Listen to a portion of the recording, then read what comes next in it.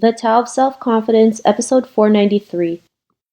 Welcome to the Tao of Self-Confidence, where I share stories of amazing women who have discovered their inner journey to self-confidence. Visit our website at thetaoofselfconfidence.com. Your inner journey to self-confidence awaits. Well, hello, friend. Welcome to the Tao of Self-Confidence, where I share stories of amazing women who have discovered their inner journey to self-confidence. I'm your host today, Sheena Yap-Chan, and today I have a phenomenal lady on the show today. She is the CEO and co-founder of 3Derm, and I'm really excited to have her on and share her story with us today on self-confidence. So without further ado, I'm going to introduce you to Liz Asai. Liz, how are you today? Maybe you can fill in a little bit more about yourself to our listeners.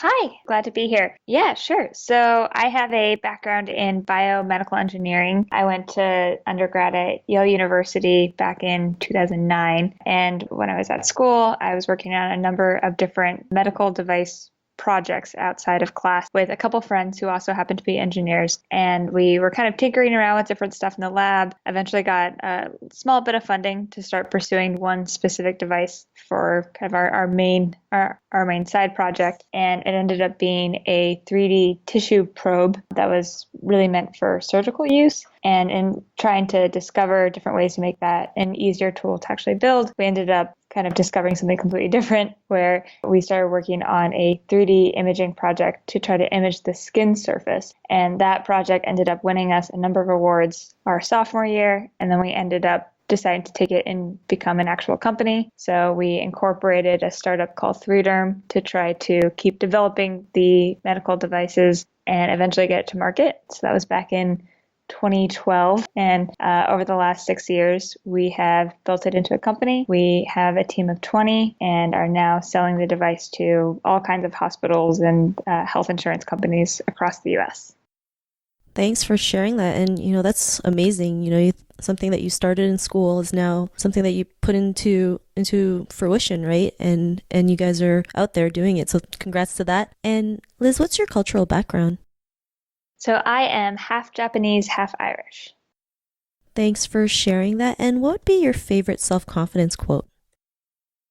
So I really like something that Mindy Kaling said that has probably been quoted before, but it's that her parents raised her with the self-confidence of a tall white man. And I think it kind of speaks to how a lot of women feel, where sometimes self-confidence doesn't seem so much like a personal choice. It seems like something that others just automatically perceive about you, regardless of how you want them to perceive you. But I think Mindy Kaling does a good job of showing that it's all about your perception. And if you walk around as if you've always been told that you were confident and the best at what you're trying to do, then you will kind of exude that sort of self-confidence just kind of automatically. Thanks for sharing that quote. And in your own words, how would you define self-confidence? So I think self-confidence is a lot about just being comfortable with yourself, that you're kind of comfortable and confident in your own abilities, that regardless of the things that you might hear out in the world or how one interaction or next might go, that you kind of always can believe in yourself at the end of the day.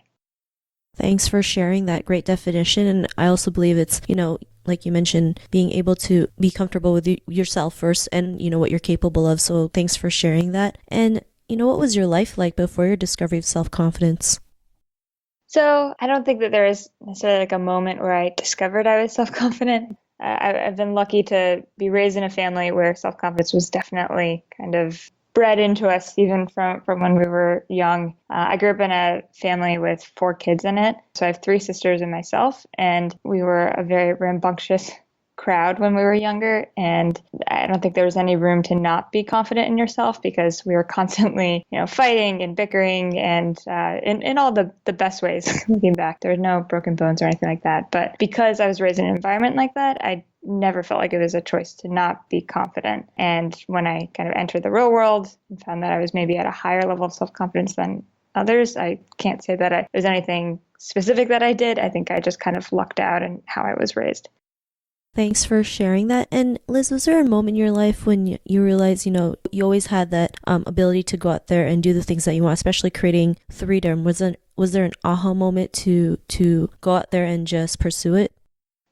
Yeah, I mean, so I think the biggest aha moment was when we were still just working on the engineering side. We realized that we wanted to take one of our ideas for a medical device and make it into more of like a semester-long project. And I was working with two other engineers, and we had just been prototyping different things in our dorm rooms. And we realized that to make this something more real, we would have to go to the engineering department and ask for funding. And both of them were very scared to do something like that. They thought there was no chance that they were just going to give money to three undergrads who had no formal lab behind them, and were, up to now just doing work in our dorm rooms. And the fact that I just saw the world completely differently, that I was saying, of course we can do this. We're going to write a 2-page proposal. We're going to go to them. We're going to make it hard for them to say no. And we're going to walk out of there with some money. And I think at the time it seemed very bullish.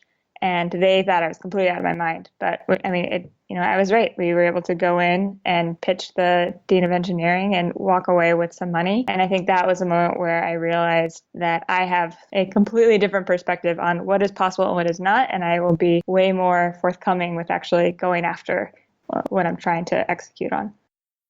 Thanks for sharing that. And I think that's a great story that you mentioned, right? Like, so many people are so afraid to just ask. I think part of it is just they're afraid of rejection, right? Even I'm sure, like you just said, I'm just going to do it regardless what happens, right? I'm sure if the first person said no to you, you would just found another way to get funding until you got that, right? And I think people forget that. It's like, if someone says no, it's not the end of the world. There's so many other ways to get the funding, or so many other ways to live the dream that you want. And I love that you mentioned, like, your perspective of possible is different from the world, right? You just went ahead, didn't even think about it. You're just like, I'm going to write this report. I'm going to give it to them, and we're going to get the money. And you were just so focused on that it happened. And, because of that realization, what's your life been like now?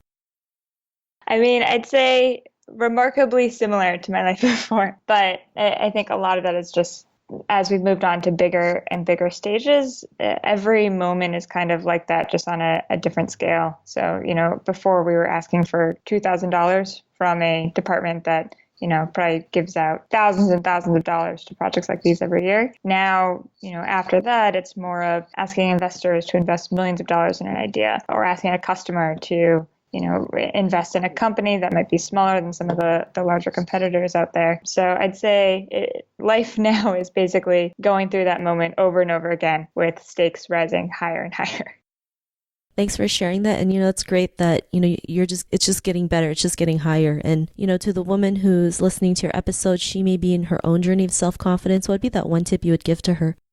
So I think best advice I could give is to just focus on what what you like about yourself, and keep that as kind of like the truth. And then when you go out into the real world, really focus on what you want, and a really tangible, concrete goal that you can say, this is what I want to make happen. And know that, in the things that you like about yourself, you have the skills that you need to get there. And don't let anyone tell you that you don't. Thanks for sharing that great tip. And Liz, if our listeners wanted to get to know a little bit more about you and what you do, or check out 3Derm, is there any links or social media profiles we can connect with? Yeah, sure. So our website is 3derm.com, and you can follow us on Twitter at 3derm. Thanks for sharing that. And to our listeners, if you want to connect with Liz, you can also head on over to the taoofselfconfidence.com and search for Liz's name. Her show notes will pop up along with everything else that we talked about. And I really just want to thank Liz today for taking the time to share her story and tips with us on self-confidence. So thank you so much. Yep. Thank you for having me.